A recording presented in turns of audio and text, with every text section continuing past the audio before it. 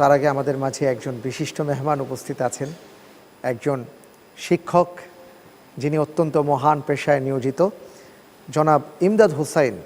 আপনার প্রতিক্রিয়া একটু জানতে চাচ্ছি আমাদের এই আয়োজন সম্পর্কে। আলহামদুলিল্লাহ, আলহামদুলিল্লাহ রাব্বিল আলামিন।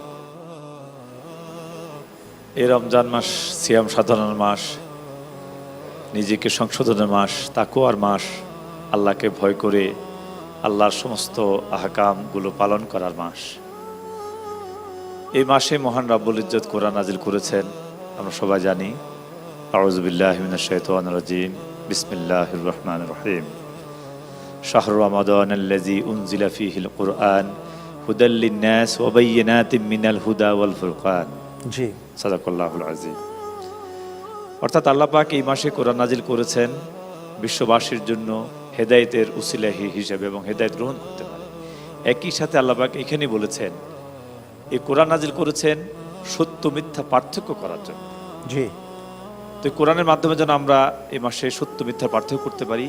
একই সাথে এই কথাটা বলছি এই জন্য যে আজকে বিভিন্ন জ্ঞানের মাঝে সত্য এবং মিথ্যা মিশ্রিত, কোথাও মিথ্যা, কোথাও সত্য মিথ্যা মিশ্রিত। আমার মনে হচ্ছে এই আলোকিত জ্ঞান আমাদেরকে সত্যটি উন্মোচন করে দিচ্ছে, সত্য জ্ঞানের দিকে আমাদেরকে এগিয়ে নিচ্ছে।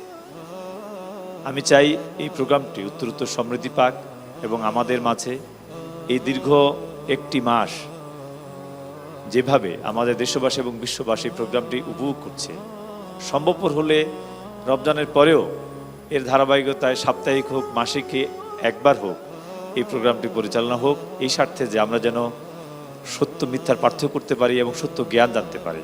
এবং আমাদের সমাজে বিশেষ করে যেহেতু আপনি আমাকে সবার সামনে শিক্ষক হিসেবে পরিচয় করে দিলেন, আমার দায়িত্ব সত্য জ্ঞানটি দেয়া।